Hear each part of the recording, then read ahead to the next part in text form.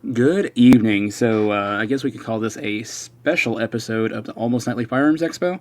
It's not airing at any certain time that we would normally air, so I guess that's why it's a special edition. Tonight we're going to be having a teacher chat of sorts. Where we're going to discuss some things about firearms in school. Is there an indoctrination agenda that's happening? I've heard that said by a lot of people. I wanted to get a take on this or on these topics from somebody who is actually an educator, not just a Monday morning quarterback. So I tried to get together a decent panel. I was able to get a couple gentlemen to join me tonight. Uh, if you are a frequent flyer of my channel, surely you are familiar with Mr. PNW Woods. This next guy needs no introduction. He's absolutely awesome. I'm a big fan, Charlie. Mr. Charlie Cook, riding shotgun with Charlie. So, good evening, gentlemen. How are you? Doing great, man. It's great to be here. Thank you. Yeah, good to be here. Well, I can understand why you let him in, but I don't know why you let me. I, Like he's a whenever thing. I'm not that big of a I, deal. I always tell people when I get into a school, it's a breach of security. So, I guess what we're going to lead off with is just kind of a background for both you guys. Travis P11 is hopefully going to pop in here. He said he wanted to join tonight, so we'll see if he does. If he does, we'll ask him the same questions whenever he can make it. But to both of you gentlemen, whoever wants to go first, you can fight amongst yourselves. You know, Charlie. what are your certificates in? How long have you been an educator? Why'd you get into it? So go ahead. All right. Well, thank you very much, Mr. Woods, for letting me go first. So my name is Charlie Cook. I've got a show called Riding Shotgun with Charlie. I've been a teacher for 25 years. I'm gonna say 25 years. Um, I when I was a kid, I knew I wanted to be a musician, and I knew that chubby guys that play the trombone do not get to be rock stars, even though I wanted to be a rock star. So I knew that being a teacher would kind of be the route that I took. I graduated from the Berklee College of Music in Boston, Massachusetts, and I got a degree in music education. And after I graduated college, I went back to the Midwest, where I'm originally from, and I ended up playing with a band traveling with a band for I don't know 8 or 10 months or so, and we ended up moving to Nashville and all sorts of cool stuff. But I ended up after living in Nashville, I ended up going to moving back to the Midwest, and I got a part-time job teaching in a Catholic school. I was teaching general music 2 days a week, and then after after 1 year of that, I decided I really I don't know if I can do this, but I called up one of my college professors, and she helped me get a job in Massachusetts, and I got a job as a general music and chorus teacher in a middle school, and I didn't necessarily enjoy that. But by then, I'd also started gigging with a band, and I met someone who helped me get a job as an instrumental music teacher. And for the next 25 years, actually, let me go back. For the next 6 or 7 years, I think I had that job, and I was elementary band teacher at a bunch of schools just outside of Boston, and I was also gigging in Boston at the time. And then you have life changes and married and kids and houses and stuff, and I ended up teaching 2 more years at teaching fourth and fifth grade general music and band and chorus at a little town in the middle of Massachusetts. And I did that for a couple years, and my job was going to be all general music, which I really don't want to teach, and didn't enjoy teaching that necessarily. So I ended up finding a job with a private company, and for the last 18 years, 18 or 19 years, I've been teaching instrumental music in Catholic schools. And I go in, I teach band, and I leave, and that's kind of one of the things that I like about it. Yeah, and then that's my educational background. How about you, Mr. Woods? Um, well, I don't know if people need to see that much woods, but anyway. Um, well, first of all, like we were talking before, it's funny. The Catholic school, I did 12 years of Catholic school with some pretty angry nuns. And I think that's what made me want to be that teacher that I never got because they were really clear on internal damnation, guilt, and shame. And I'm not for any of those things. But what's funny is then, so I get my master's in 2006 uh, in special education with emphasis on emotional behavioral disorders. So my kids are the little wonderful little kids that'll throw chairs and bite you. So I became, pretty readily kind of the behavior guy because I did a lot of self-contained behavior classes, and then we're kind of getting away from that as a system, which is probably good. And now I'm just a behavior coach for most of a tribal school, which is a Native American school, and I really enjoy trying to figure out why the kid that's kind of the knucklehead is doing that, because that was 100% me as a kid, and usually there's some kind of trauma or something, but there's a lot to it. But it's also something bigger than myself. That's kind of my best answer. Alrighty. July off is a really good one. I don't work in July. I don't know about Charlie, but I'm not doing none of that. I'm not a teacher in July, but I am working. So I should be clear for anybody that is watching this. I am myself not an educator. I'm just some Joe that thought this would be an awesome chat to have. So no background for me, by the way. And I'm going to be shut up for most of this. Just ask them a few questions and let them roll. So what got each of you gentlemen into firearms? All right. This is you this time, Woods. Well,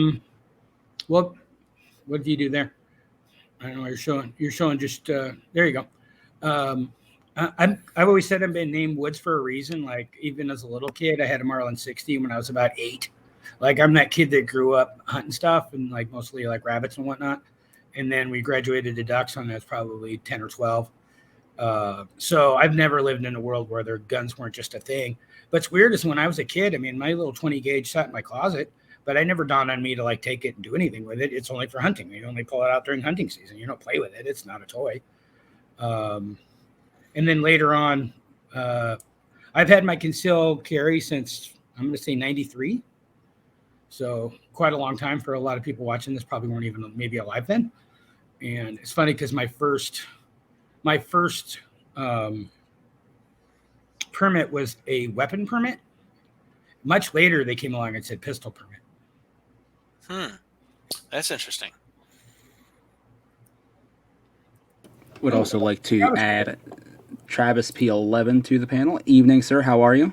Hey, I'm doing pretty good. Sorry about the late ad there. I didn't have my ringer turned on my phone.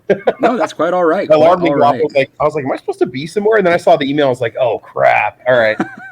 So I guess I'll write myself a hall pass. So, yeah. Yeah, you need a tardy slip. I've got one. I've got a whole booklet of them.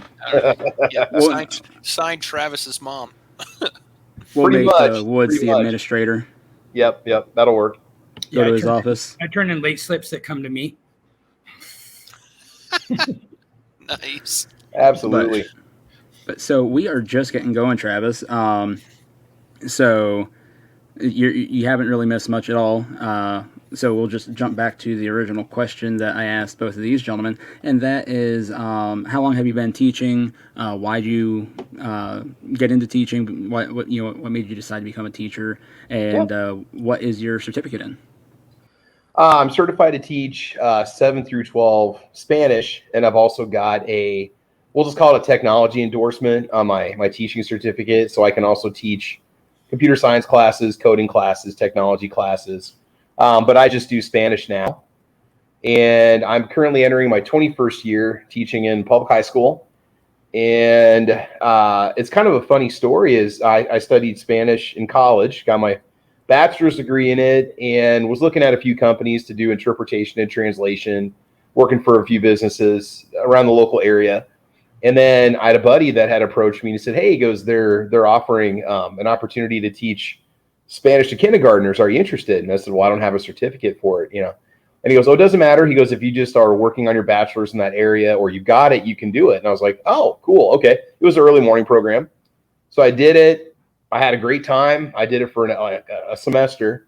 And towards the end of that time, I decided to go ahead and re-enroll back into teachers college. And I got into an accelerated program and was able to finish up in about a year and a half. And after that, in the fall of 2001, got drafted, I guess you could say, for my first school. No, recruited, and spent 19 years out there. And I'm in my current city. I'm in my second year where I'm located at right now. All right, awesome. So, Charlie, would you like Travis to answer this next question first, or Yeah, go would right you? ahead. All right, Absolutely. Travis. He's on a roll. Charlie has made an executive decision for you. So, what got you into firearms? Early age, it's kind of funny. We had firearms in the home. Dad had them around for protection. We did not grow up a hunting family, which is surprising because I've got a firearms channel and stuff. My buddy's dad took us out to shoot. Now, Nebraska, we call it blue rock. You probably call it clay pigeons or skeet shooting. Just using hand launchers out on the river, shooting clay pigeons. And that was great. That was a blast. After that, I asked my dad if we could go pick up a shotgun so I could shoot in the future with my friends when we go out and do shooting and stuff. He's like, sure, we'll do that. So we went to the local Wheeler's Country Supply Store and bought a shotgun. And after that, my dad picked up a few more handguns. We'd go shooting on the weekends with buddies out at the range. And then I went off to college and didn't have a handgun. See, you obviously couldn't have a firearm in the dorm. They wouldn't let you have them on site in the dorm room on campus. And then after I got out and got into my sophomore year, got my own place. Wasn't 21 yet, but I still had a shotgun. And I actually joined the UNL rifle team for 2 years and shot with them. And that was shooting, at the time, we were using really old model 52D Winchester bolt actions.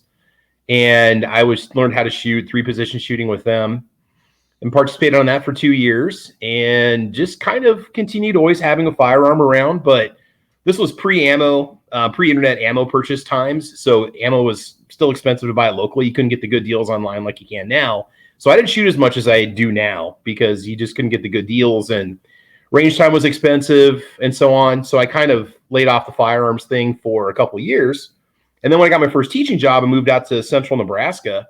And there was ranges out there and hunting grounds and public lands. And at that point, I just went full bore into everything. I knew a lot of people that had land that would let me hunt on it. I joined the Rob Jeffrey Firing Range, which was south of Lexington, which was like $120 a year, inexpensive, go out there as much as you want. And I just got into it pretty much full time as a hobby. So I kind of just evolved into it. But just starting off with just a trip to go shoot blue rock with some buddies on a weekend. That's how it started. Sounds like a great way to have it start. Charlie, I believe you're up, sir. All right. I did not grow up hunting or shooting, and guns weren't a thing in my life. I guess there's part of me that always thought it might be kind of cool, but it wasn't a thing. Made it through, elementary school, high school, college wasn't a thing. After college, I played in a band, and it wasn't a thing. And I had some nephews that were selling magazine subscriptions as a fundraiser. So I got a hunting magazine because there were no music magazines I was interested in. And when you get a hunting magazine subscription, the NRA starts to send you stuff as a gun owner and as a hunter. So I got some stuff from the NRA that says join the NRA and tell the anti-gun wackos to, screw.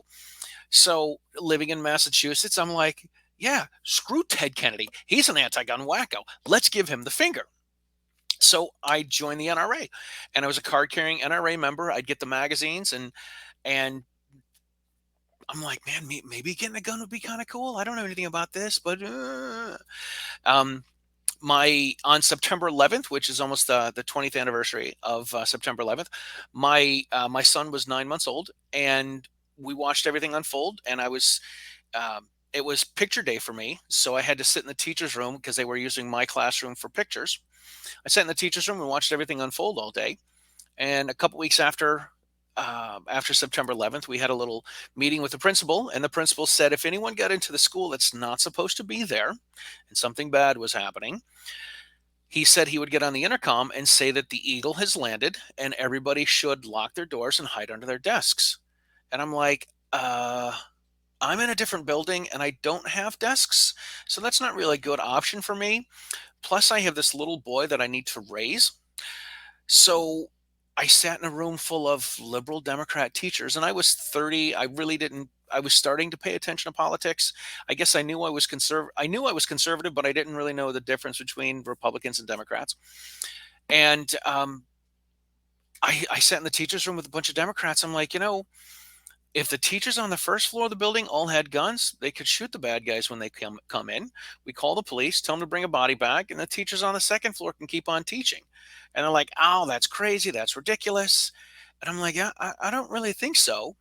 So we had a February vacation, and on February vacation, I went to the police station and I said, "I want to get a gun license. What do I have to do?" And then I found out I had to take a class and then apply for the license and pass background checks. And even then, at the time, the chief of police in my town did not give licenses to. He wouldn't let you carry. He would give you a license to carry, but he would put restrictions on it so you could only go back and forth to the range. And that's kind of how I got into it. I had a gun license. I had a gun license before I had a gun. I mean, in Massachusetts, you can't own anything without a permit. And I probably had the gun license for about a year. And I remember calling up my mother and saying, "Hey, this gun stuff is kind of cool. Like, I think I want to get a gun. You know, I've got two kids now and a wife and a house and everything, and I'm trying to live my American dream. I should be able to protect these kids." And my mother said to me, "You should come get your dad's guns." And my dad died when I was a kid. I'm like, We had guns in the house? I had no idea. So I drove out to the Midwest. I brought home a couple handguns and a couple shotguns. I drove them back to Massachusetts and joined a local shooting range, and voila, I'm now a gun owner. Terrific. And with the way you talked about some of that, it kind of helps me segue into one of my next questions is, how do you gentlemen feel about firearms in the school setting? I've heard the arguments made that people are worried that schools will be like a prison, kids will feel unsafe. You hear the dumb joke of not worried about some idiot coming in and shooting up the school. I'd be worried about the teacher losing their cool and shooting the kids, which I'm like, that's just so barbaric. But yeah, what are your guys' thoughts on firearms in the school setting then? I could go ahead and start. We have states that already allow teachers to carry in the classroom, public high schools, if I'm not mistaken. I know there's times where whatever the PTA or the parents want the teachers to have so many hours of training every year. I guess if that's what it would take for me to make those parents feel comfortable that I'm carrying in the classroom, even though I've been carrying for like 6 years now, so be it. I mean, you have to go through a lot of vetting to get a carry permit in the state of Nebraska, and it's an expensive process, and there's liability involved in it. I mean, I've been carrying for 6 years, and I've never had to draw my weapon. I hope I never have to. But what's the difference between me carrying in a crowded store or a crowded mall on Black Friday versus being in a high school with kids, And there are police officers in that classroom. Well, there's police officers in school buildings that walk around that are armed. The kids don't jump the police officer and take his gun. I don't think I've ever heard of that happening before. And it seems like the only time you ever hear about something bad happening with a teacher in a school with the firearm is if the teacher like drops it in the restroom, or I've only heard about a few remote incidents out of all the schools and all the places where teachers can carry. I think it would be a good thing. Obviously, maintaining that kind of confidentiality might be kind of difficult, just because the kids are going to want to know who's got the guns, But I do think it would be possible, and I mean, kids by their nature, they don't want to get in trouble. They don't want to get hurt, and I don't think that the kids are just going to want to go after a teacher because they know that they're armed. I just don't see that happening. They're much smarter than that. Staying with the same thing there, the argument that I've had with people is if you think your child's teacher is going to go crazy and shoot the kids because they don't come in for recess, or fire two blasts into the air to get them to quiet down or something like this, if you think your teacher's going to do that, then you probably think the teacher's off the rails already. The other thing that I tell people is that you're concerned about the safety. I'm going to use air quotes when I say this: the safety of your kids. Your kids, your teachers, or your kids' teachers are watching. They're controlling your kids' safety all day anyway. And some people drop their kids off, before school starts, 7:30 in the morning, sometimes 7 o'clock in the morning. They have before school care, and then they have after school care too for the teachers that work late. So realistically, somebody could drop off their kid at school at 7 o'clock in the morning and pick them up at 6 o'clock in the evening, and someone else is in control of your kid for 11 of their waking hours. And now you're concerned that they have a gun. And what you were talking about, Travis, I've never heard of high school age kids, even junior age kids, junior high age kids that have overtaken a teacher, taken their car keys, and taken the car out for a joyride. This is not something that happens. So, if I was a teacher, if I was a female teacher, and I would opt to carry on my body rather than carry in a purse, or put a gun on the teacher's desk and lock it up, because it's not in your direct control. And for me, like, carrying it's on me, and if I'm not carrying it, it's unloaded, locked in a secure container. So if the teacher's got it on them, and I if there's four high school boys approaching a young female teacher that's carrying a gun, guess what that is? That's disparity of force. If they're threatening her, if they're whatever, if they're coming at her in a threatening manner, then guess what? She might want a gun to be able to protect herself because she's being attacked by four teenage boys. Anything, Woods? You're muted. Sorry, I'm all for it. But then each school is very different. Like in elementary school, you're going to have most districts going to react very differently than, say, a high school. It just, I don't see it happening in an urban environment in very many districts. They're like, I think we're seeing world peace here. Like, it's a great idea. I think us three would be great. I think if you go through the training and you can carry responsibly and be at school, for sure. But there's going to be some problems on the district end that I'm not sure how the folks in Utah get through all that, but I can't see any big district that's in an urban environment going, yeah, let's do this. I think it's one of those kind of mute points. The Iowa does let the teachers carry if they have a carry permit, and I'm a guy that my attitude is a lot like your guys is, and like Travis was saying, if the teacher's got training, let them carry. I carry in Walmart, and there's a hell of a lot more people in Walmart than there are in my classroom. And my Walmart's a lot bigger. So if you end up getting into a gunfight in Walmart and you miss your intended target, that bullet's going to go a long way before it hits something else. Yeah, for sure. In a classroom, less so. I mean, a lot of times schools have cinder block buildings and cinder block walls, so they're probably not going to go through it. Not all of them do, I know, but you're in a smaller area in classrooms and stuff, and you're in a big area at a shopping mall or at the movies or at stores, and you carry in public anyway. I've had some people tell me, they're like, well, I don't think teachers should carry. I'm like, well, I carry everywhere I go but school. Mm-hmm. And they say, well, I would be okay with you carrying because you're a gun guy. Okay, so if there's a female gun gal, you're not okay with her carrying if she's a competitive shooter? I mean, come on, man, really? Something else to consider too is if I am carrying in the classroom as a teacher and I'm carrying legally, if that gun was ever going to be used, it's probably going to be for me to defend your children against somebody trying to get into my classroom or somebody that's already gotten in there. I'm not going to go John Wick and engage this person in the hallway unless they would happen to catch me at that point in the hallway. I'm not going to. My job is to protect those kids when they're in the classroom. Keep the door locked, keep them out of sight. And that, like I'm saying, if there was going to be anything, and anytime I've ever asked a parent about that, well, I just don't think teachers should have guns in school, I go, wouldn't you want me to save your kid's life if I could? And again, Charlie, I hear the same thing. Well, yeah, you're a good shot. I'd like to have you protecting my kid. I'm like, well, the right person with the right amount of training with their carry permit, could easily do that for you too. It doesn't have to just be me. And also the other thing too is you guys are right. The environment is totally different. After Sandy Hook happened, we had some discussions with the superintendent. He just took a show of hands in one of our faculty meetings, like, hey, who here would be willing to carry a firearm in the classroom with the adequate training or with whatever the PTA wants? Like 12 or 15 hands went up. It's a fairly conservative area. We have military veterans that were teachers there. We've got sportsmen. We've got gun owners in this school. I mean, it's a different attitude when you're in rural Nebraska, but there were a dozen people that were not afraid to do so. So, I mean, the people are there, and I just hope we don't have another school shooting. So we have to have another discussion about this in the future, but I'm sure it'll come up again, and what do we do to protect the children, And the funny thing is this misconception, you can just, keep the guns out of the school. Well, okay, it's good to have rules and policies. You can have your metal detectors, but a kid who wants to do harm to other students, that student's going to find a way in. Whether it's going through a glass door, having a friend let them in. I mean, it's just, I don't know. I just think it'd be good preventative purpose to have a teacher that'd be armed in the classroom. Let me add in something here.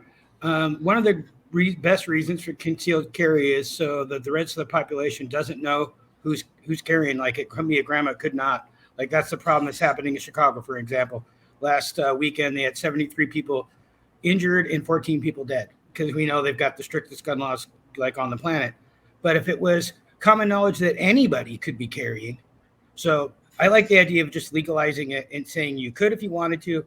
So then the bad guys are going to move on to something else. They're going to be like, that's not as soft as it used to be. It's all about having a soft target. But then I think there's a big difference between like, a high school in South Central LA and then a high school in the middle of, rural Oklahoma. I think those are very different things. Oh, they're absolutely different things. The I don't know if you guys remember this in 2013 when they finally passed a concealed carry permit in the state of Illinois. They weren't even issuing permits for 7 months after they said that they were going to start doing this. The crime rate in Chicago dropped because bad guys don't know who's carrying and who's not carrying it, and this is why I'm not an open carry guy.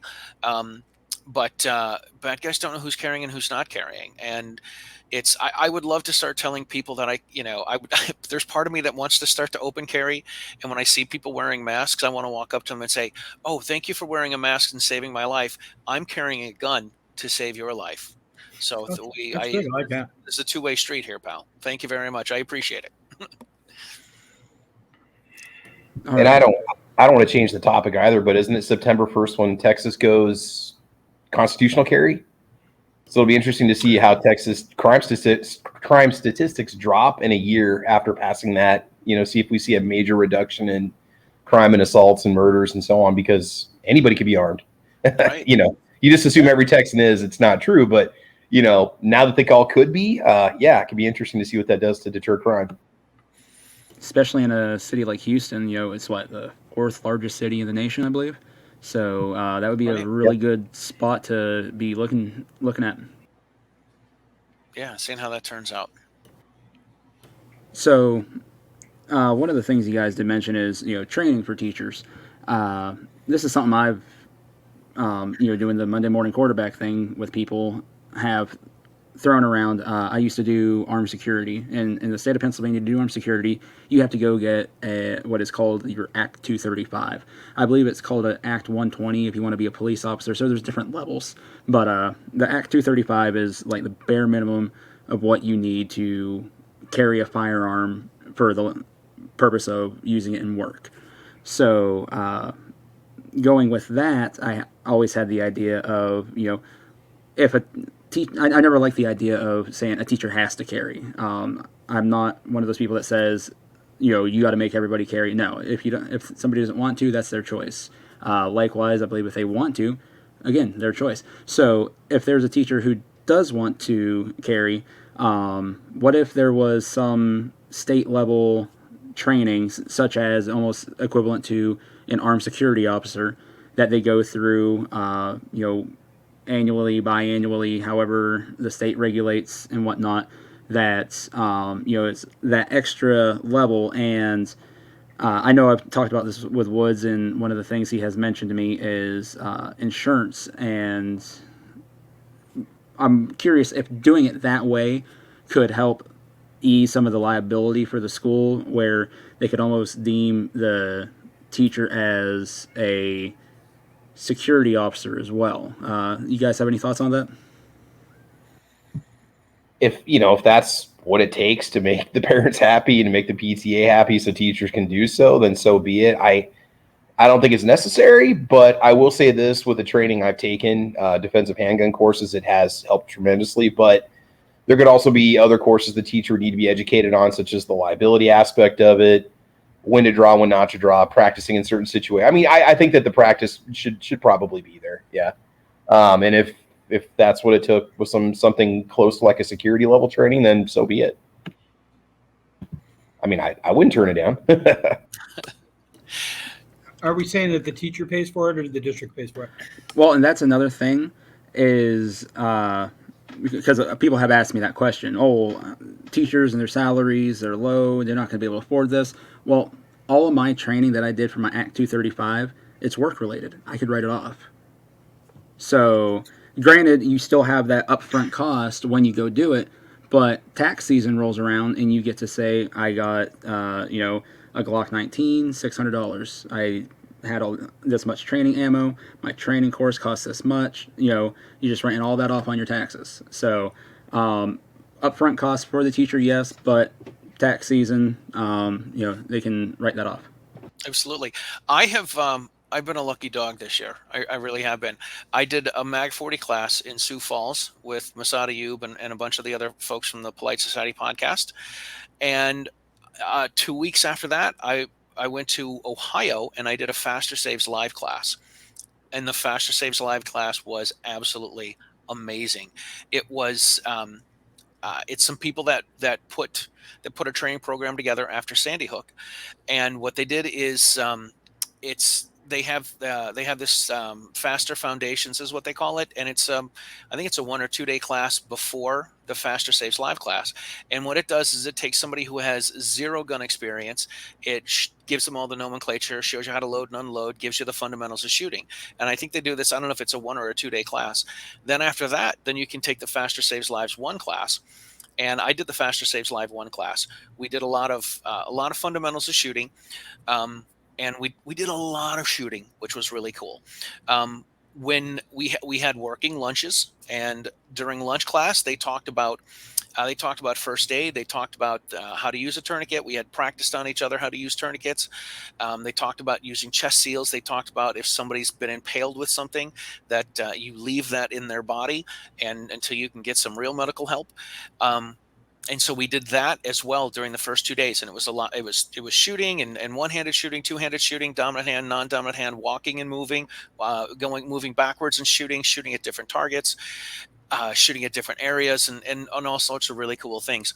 The third day is we went to one of the local schools that was out of session, and it was a real school. We went into the school, and we had some Glock airsoft guns that shot rubber balls. And I know it's hard to see. I have this little bruise right here from where I got hit with one of them, and it's scabbed over, and I think this is permanent, right? This little mark right here. It's almost Battle scar. yeah, it's almost the size of a dime. And we the last day we had little history of mass shootings, sort of a thing, a little speech or lecture, and then we went into scenario training. And you sat there as a participant. You went through, and they're like, okay, this person's going to be the teacher, you guys are going to be the students, here's how you're going to react. They would have someone walk down the hall, a bunch of people would run out, the guy that was the shooter would come out. We all have little helmets on our heads and faces, over our faces, and he had on a padded jacket, and the teacher was supposed to engage the active shooter. And then we did another scenario, and then we did another scenario, and then we did another scenario. And eventually, it was interesting to me, because I'm like, okay, well, I saw this person do this wrong, so when I do it, I'm going to do this. And then you see someone else do the same thing, and you're like, okay, they did something a little bit different. Here's how I'm going to do it. And then when they gave you the airsoft gun, it was a completely different scenario, and you have no idea what you're going into. And it was incredible. And the great thing about Faster Saves Lives is they do this in Ohio, and they do it in Colorado. They do it for free. They get grants for the teachers to come and cover the cost. I think, I mean, this is how much of a lucky dog I am. They covered the cost of the class, and they even gave us they put us up at a hotel so that we would come on shows like this and talk about it. And it was great. And there were some teachers. There were a half a dozen of us that were media folks. Some of the people from Eye on the Target Radio, some the Firearm Trainers podcast. Rob Beckman was there. Rob and Amanda Suffolk and Rob Campbell were there. Cheryl Todd from AZ Firearms and from Gun Freedom Radio was there, and Robin Sandoval from A Girl and a Gun was there. And we were the media people, so we went into it knowing about guns, knowing how to shoot and everything. But the other people were just regular teachers. And one of the ladies said that she didn't think that any of this was real until she went to her school, and there was a case of ammunition that the school bought and had shipped to the school, and then they gave her to use for the class. All right.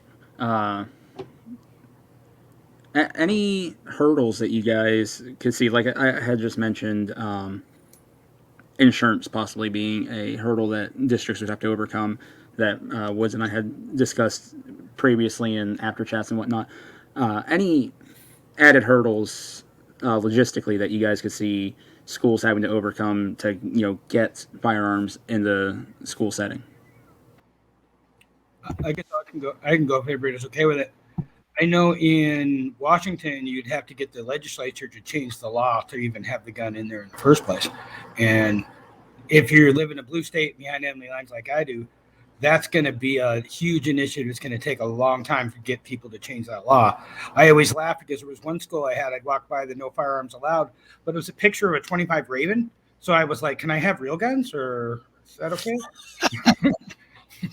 Like, what if I take way better guns into school? Like, that seems like that would be a good idea to not have that. But like here in Washington, whenever I see, if you're not going to let me carry, you're going to have the RCW dot. That means I can't really do that because that's going to be a crime if I go beyond here. So I think you would have to get somebody to lobby your state senators and representatives in order to change that law, which is doable, but would take a lot of time, and it's going to take a bunch of money. Yeah, funding is going to be huge, and then also state laws. It's the same thing for Nebraska. No firearms on school campuses, so you'd have to get the law changed. That would be a huge hurdle. Plus, I don't know, just it kind of depends on the area of Nebraska that you're in. Some areas it's just not going to be as popular of an idea as it might be, just because of just the local environment, maybe. But yeah. In Massachusetts, I'm not saying we're a pro-gun state by any means at all, but in Massachusetts, if you have previous written permission, then you can carry into a school. Which I have one of my principals is a good friend of mine, and she took a class with me, and we've gone shooting and all sorts of stuff. So I kept asking her. I'm like, so you're a gun gal, I'm a gun guy. When are you gonna ask? Like I said, as the principal, you're the head of security.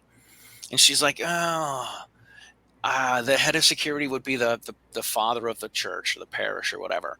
Mm-hmm. And I'm like, I don't know. I think you're the head of security for the school, because he really doesn't come around. And I said, when you ask him for a letter for you to carry a gun, could you ask him for 2 letters, please? Because that would be great. Well, could you get her to write you a letter, and then she can get somebody else to write her letter? That would be great too.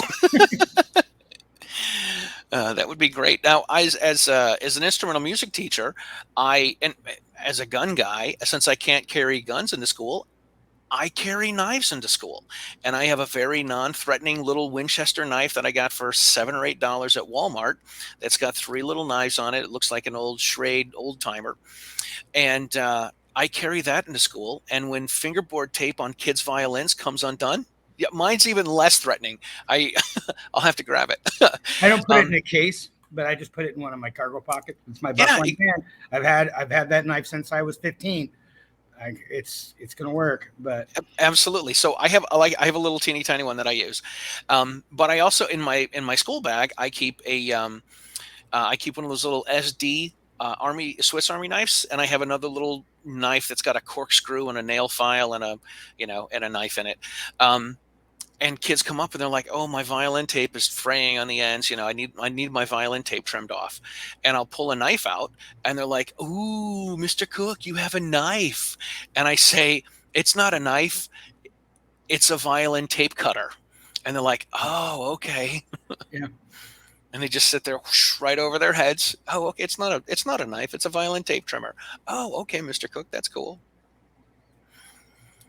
Yeah, the majority of the teachers that I had, I shouldn't say the majority. I know several of the teachers that I had, even going back to elementary school, they just pull a pocket knife out, do whatever they need to do.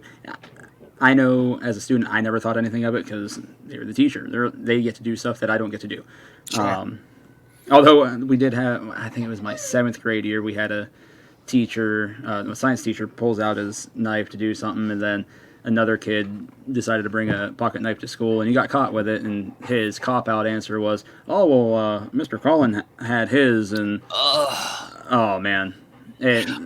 I guess they said you can't have it anymore, but I don't think he listened. So I used to, when you get into, when you get into gun stuff, you hang out with gun guys. It's, hey, you have a gun? Yeah, I have a gun. Okay, do you have a knife? Okay, then you start carrying a knife. And then you see them later. They're like, hey, you got a gun? Yep, here's my gun. You got a knife? Yep, here's my knife. You have another knife? You're like, another knife? Like, how many do I have to carry? So I used to be a guy that carry. I know, 3 is mine. 3 knives and a gun almost everywhere I go. And Sounds like a show. Right. But hey, we allow 30 kids with scalpels in a biology class on dissection day, and that's not an issue. We have numerous kids in our class with X-Acto knives for wood carving day, and it's just ridiculous. Yeah, absolutely. So this kid said to me one day, I had a knife that had a clip on it, and the clip was sticking out of the pocket. And this kid says, "Hey, Mr. Cook, I see your knife. I see you got a knife in your pocket. Can you show me your knife?" That's not a knife. Yeah, it is. Looks like a knife. It's a pen. But you have a pen in your pocket. Well, yeah, I carry extra pens in case I need to write. And then after that, I never clipped a knife out of my pocket because and as a gun guy, when I see someone that's got a clip knife on their pocket, I'm like, oh, he's got a knife in that pocket. He's probably got a knife in the other pocket, and he's probably carrying a gun as well. And I didn't start living this lifestyle where I paid attention to my surroundings and I paid attention to other people until I became a gun guy and until I started carrying a gun.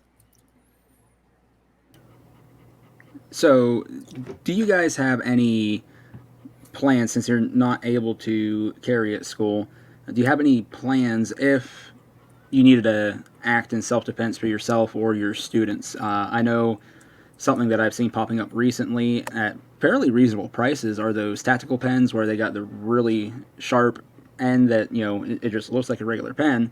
And then you can flip the cap around and actually use it as a pen if you wanted.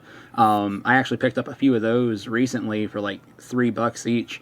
And I was like, these are actually could be handy. But anything like that, or any other devices that you might have in mind? As for me, I don't, just because I don't want something to be classified as a weapon if it's in my pocket, like a tactical pen or something. As much as I have a tactical pen. In fact, I got it from Defense Dad. But I don't carry it up at school. I guess I'm just a little bit worried about somebody freaking out about it, saying it's a weapon. Then I got to deal with that with administration. So I don't personally, but yeah, that's pretty much where I am. I'm going to get killed in the comments later, but I purposely pulled one of the fire extinguishers, and it sits on the edge of my desk on the left-hand side. And then they went and bought a new one, so I have one that just sits on my desk. And I'm either going to cover you with that, because if you ever, from experience, when I was a knucklehead back in the day, we won't go into all that.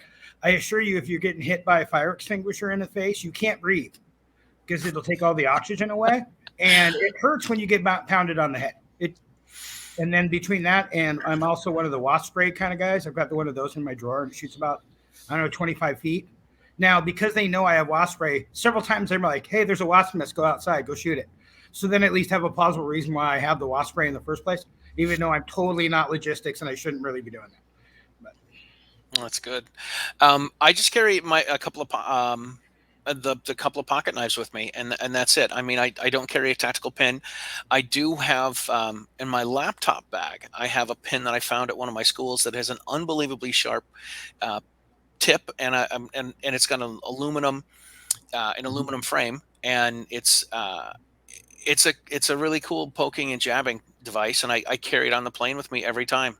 I'll take my laptop with me. It goes right through security, and I'm pretty sure that the point of the pin is sharp enough that if I needed to jab it through someone's throat or through someone's eye, it wouldn't be a problem.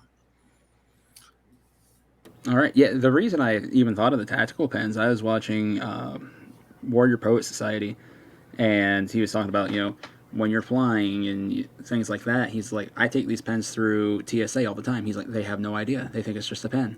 I was like, interesting. So yeah. Charlie, I was really hoping that you were just going to say that you were going to beat somebody with a sousaphone or something. You can't hit someone with a trumpet and it will hurt. I mean, I do carry, some drumsticks in my trumpet case. So otherwise, I can just have somebody play some squeaky notes on a clarinet, right? I feel like you could whack somebody with a trumpet pretty well. You could, not that it would be a weapon of choice, but But you know, after when you adopt a defensive mindset, the mind is the weapon and everything else is a tool. And we've all seen John Wick, and we've all heard the line where he said, "I saw him kill 3 men with a pencil." Right.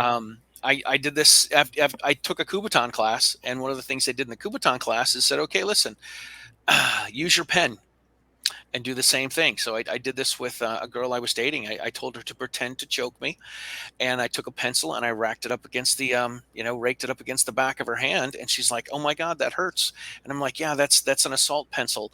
Don't let your son play with it." So it's a lot of stuff is the defensive mindset. I talked to a teacher one time that said after September 11th, all these, or not September 11th, but after all the school shootings, she decided to early in the school year, she had all the kids paint a rock. And she put these rocks that are about the size of, a fist, maybe a little bit bigger. Every kid had their own rock that they painted, and they put it around the classroom. So she was within an arm's reach and a half of grabbing a rock to beat someone with. So it's I like that. That's, yeah, defensive mindset. and I was gonna say those plastic cowbells almost. I can attest those absolutely hurt when you get clocked in the noggin with those. I had a buddy bust a drumstick over my head, and I just have a very hard head, and didn't phase me. He hit me with one of those plastic red cowbells. Whoa, that rung my bell. Yeah, No pun intended. Those do hurt. They do. So, go ahead. Sorry. Something that someone brought up earlier, and I don't remember who it was. I don't think any of us would want a teacher to carry a gun if they didn't want to carry a gun. And it's whether it's carrying a gun or whether it's getting vaccinated.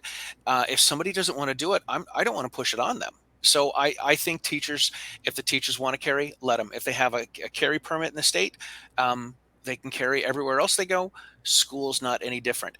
If there's training that they need to do, whether it's something like Faster Saves Lives or do some sort of a training program with the police, do it once a year. Look, Woods, I'm sure you sat through. You guys both have sat through these seminars and workshops that have nothing to do with what you're doing. I sat through so many things about new math. Oh my God!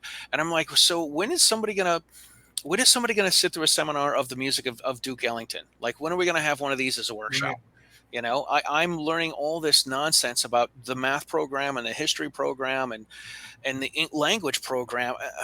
Really? Well, I have to do this because I have to teach band? This doesn't make any sense to me. So give the teachers that. The teachers that want to do it, give them that sort of a training so they know how to handle it. And one of the things with the Faster Saves Lives is they don't want to make the teachers who do this, they forbid us from taking pictures of any of the other students that didn't want to have their picture taken. So they don't want, they don't want to know, they don't want to make it public who's carrying a gun, because then if it gets out, then that's going to be the person that that a bad guy attacks, or some high school loner kid that wants to go in and do a mass shooting in his school. He's going to go in and he's going to know who the teacher is, and that's going to be the first person he takes out, and then it's it's a cakewalk until then. More than that, if the name gets out, the super lefty anti-gun parent is going to become a problem for that teacher that's just trying to, protect kids.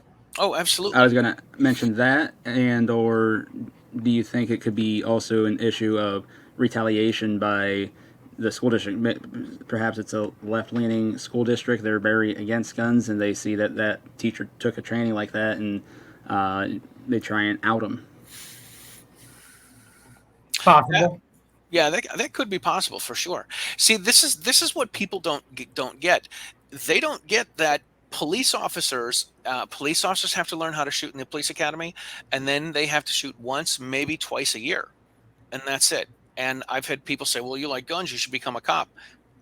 I'm not interested in being a cop.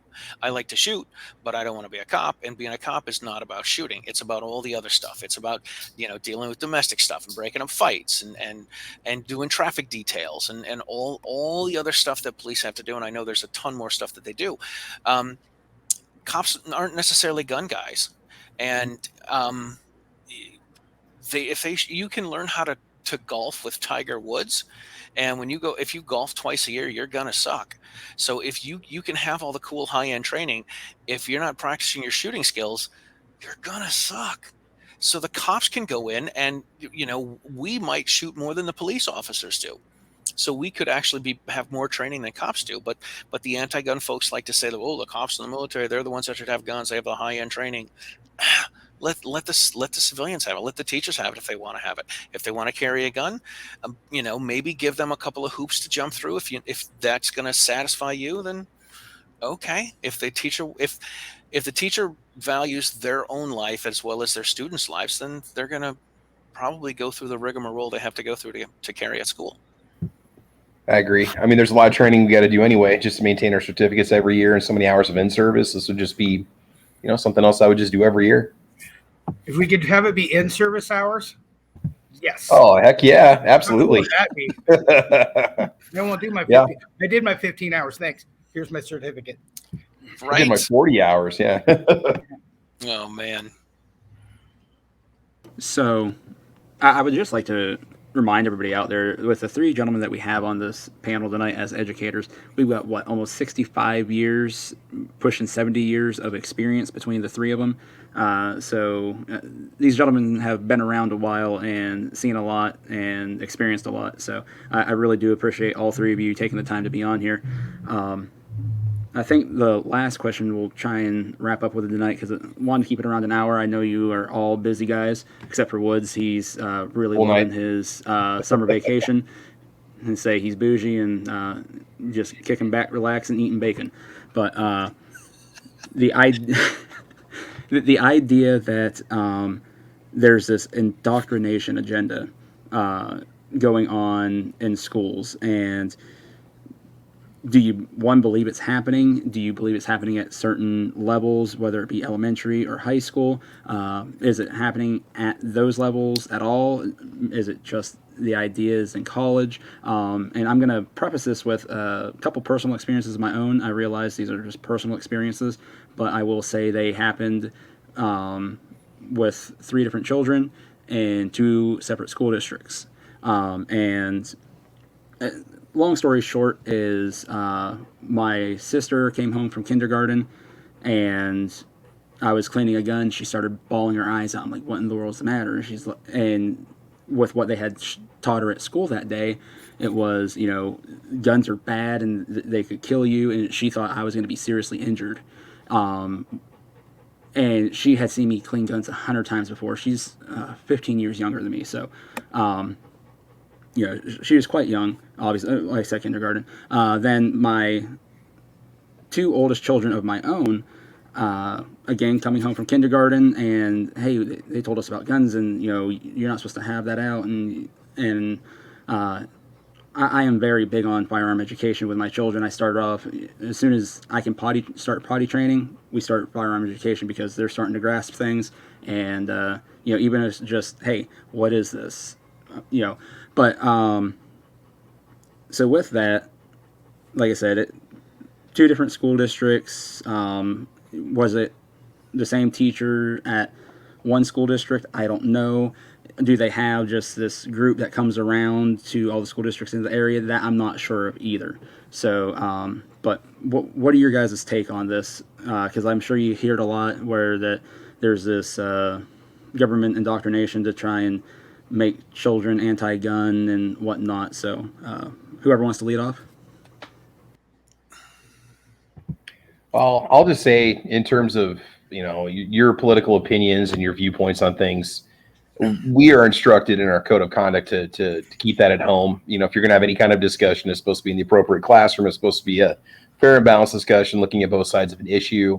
And you're supposed to keep your personal political biases at home. I mean, that's just, I personally have never seen, and I'm not just sticking up for the school system, but I've never seen or experienced, of course, I don't have any children either, but I've never seen or experienced or heard about any of the teachers in the schools that I've been in pushing an anti-gun agenda ever. I've seen stuff on TV at universities where you see professors freaking out about stuff, but I've never seen it. But it could just be a rural thing. It could be a Nebraska thing. So that's kind of my experience with that. I don't know what they do and don't cover on the elementary level, so I really can't comment. But I mean, all I know is I've got a lot of students that do hunt. I've got a lot of students. I mean, there's some of the schools here have skeet and trap teams, and the gun culture is fairly prevalent in Nebraska. I mean, there's a lot of people that shoot on the weekends, and there's ranges, and we have fairly lax gun purchasing laws. So I just don't seem to see it here in Nebraska. But I mean, other states could be different. What do you think, Charlie? I was thinking about this because I knew something like this would come up. I don't spend enough time. This sounds horrible. I don't spend enough time inside of a school to hang out with the teachers. And we were talking about this before the show. I don't really associate with them. I go in, I teach, and I leave.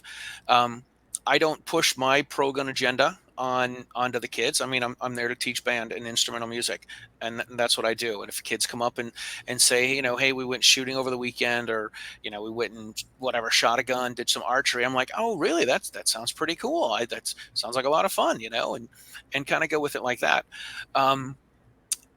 There certainly are teachers that are anti-gun. I've talked to, I try not to what's the word I'm looking for? I try not to let my worlds collide, being a gun guy and then being a teacher, because certainly being a music teacher, everyone thinks you're, a left-wing pot-smoking musician, which I'm not.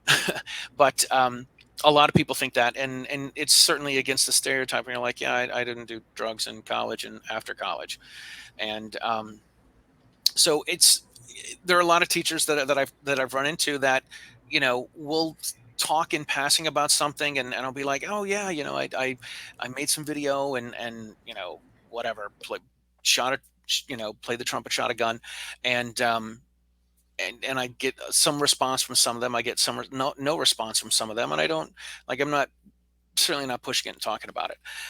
As a parent, I will say that a couple years ago, my daughter said that it was the beginning of the school year. They were talking about what to do if a mass shooting happened.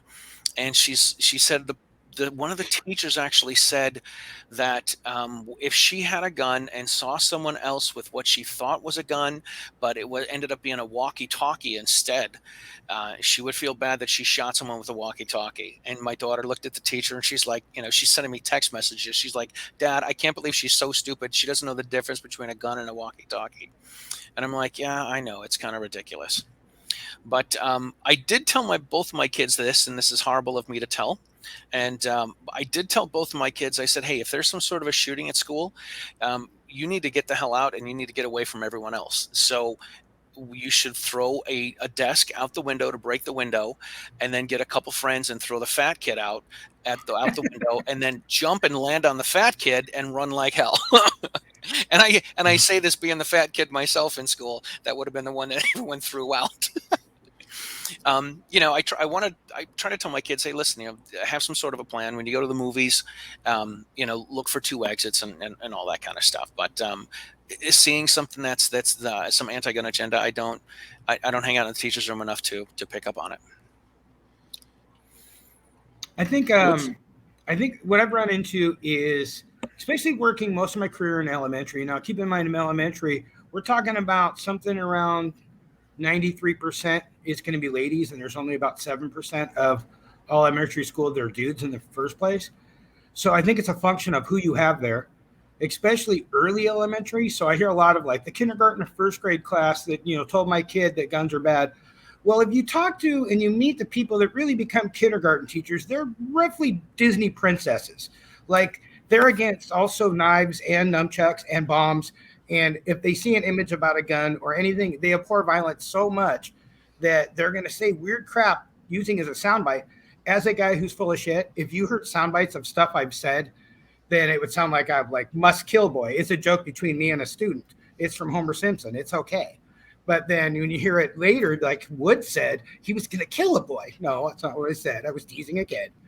So I think sometimes I think it's really nuanced. And when you talk about who becomes elementary educators, they're not really going to be gun people, and they're not all of them. Certainly there's great shooters out there, but in my career and what I've seen, by and large, it's just a bunch of ladies that also they're also into kindness and generosity, and they teach kids to share. And I have a bunch of friends. Charlie might have the same thing, and Travis too.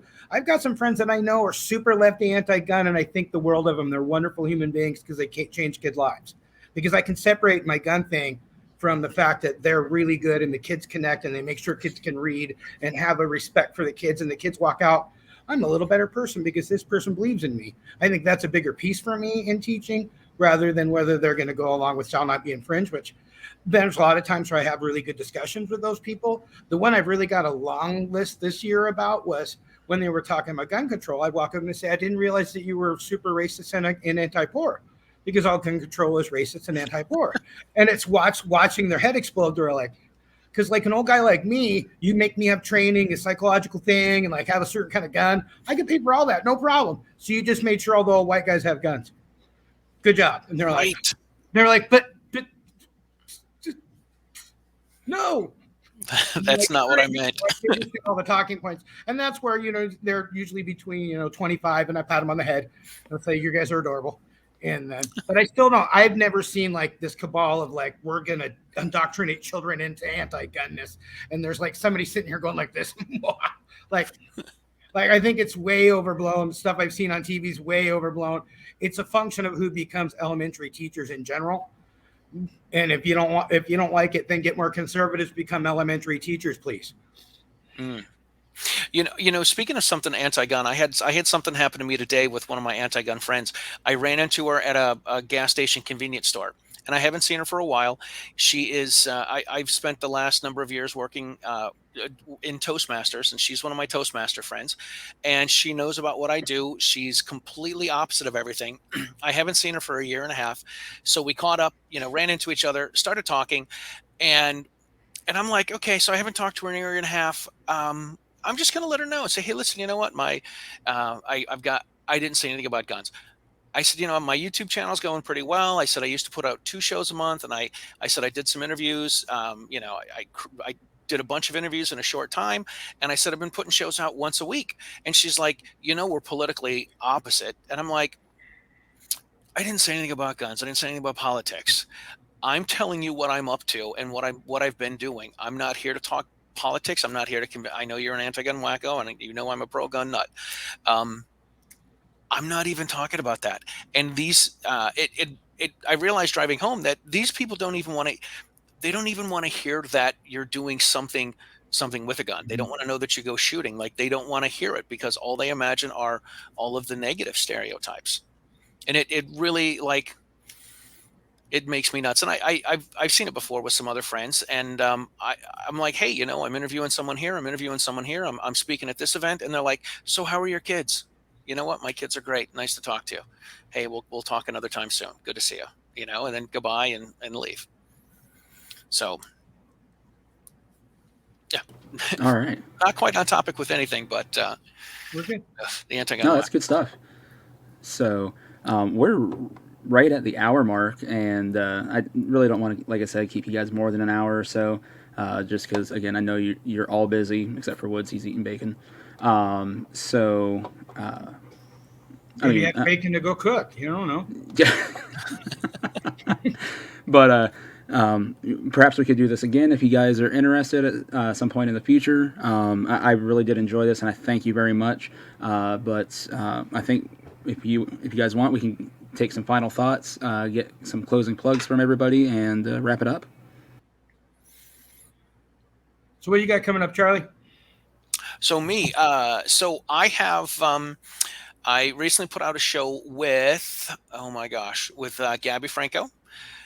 She was an Olympian shooter in Venezuela, and she's now an instructor here and a sponsored shooter, and she teaches classes all over the country. The next show I have coming out is with Dr. John Adine from Doctors for Responsible Gun Ownership. I interviewed him in Florida back in March. I had Ben DeWalt on a couple weeks ago. He's an instructor that travels from Pennsylvania on up to the Northeast. He's teaching a bunch of classes. So I put out shows on Tuesday. You can find them on the YouTube channel, Riding Shotgun with Charlie. And if you look for the Facebook page under Riding Shotgun with Charlie, and the website, of course, is Riding Shotgun with Charlie as well. So that's what I got going on. And that's what I got coming up soon. For the teacher thing, I think if the teachers want to carry guns, they've got the training, let them carry guns. It's when students see me outside of school, I call it a Mr. Cook sighting. I'm the same person I am in school as I am outside of school. And just because I have training outside of school doesn't mean that the training I have when I'm inside of school doesn't mean anything. So I say if teachers want to carry, let them carry. They're in charge of your kid's life, and they're in charge of your kid's security for 8 to 10 hours a day already. So rock on. This has been a lot of fun, man. I'd love to do it again. Thank you. Thank you very much. Travis. Yeah, I'm just going to echo what Charlie says. I do agree in terms of having the teacher, allowing the teacher to carry a gun if they want to. I think it's a great thing. I'll be happy to come back and do another show with you also. And as for me, just check out my channel, Travis P11 on YouTube. And that's it. So I appreciate the invite, man. Thank you. Thank you for coming. Woods. Check out both of their channels, because I'm not really a channel. I just jump on this guy's channel sometimes, or this guy's channel sometimes. And check out Almost Nightly Firearms Expo. What do you do at Tuesday, Thursdays now? Tuesdays and Thursdays at 11 p.m. Eastern. And then buy stuff from AlanAnchor.com. They got great patches. You can get a Woodsy Bear patch, my patch, Woodsy patch. That was just a joke. Right there at AlanAnchor.com. That's all I got. And then for the guns, I want everybody to carry a gun wherever they want to carry a gun, whenever they want to carry a gun, because guns aren't the problem. Absolutely. I cannot agree with that more. So, again, thank you, gentlemen, all for coming on. I will add the links in the description for Charlie's Instagram and his YouTube channel and whatnot. I will do the same for Travis P11. Excuse me one second. That would be one of his son talking to him. Yes, he was supposed to be with his mother tonight, and he didn't want to go. So he's been a terrific little 2-year-old and just watching Blue's Clues this whole time. He's got a 1 hour time limit. Yeah. Say he did wonderful. So with that, I do believe we're going to shut this one down. And if you guys want to stick around for a quick after chat or something, I would love to do that. But thank you all for watching, and we will catch you later.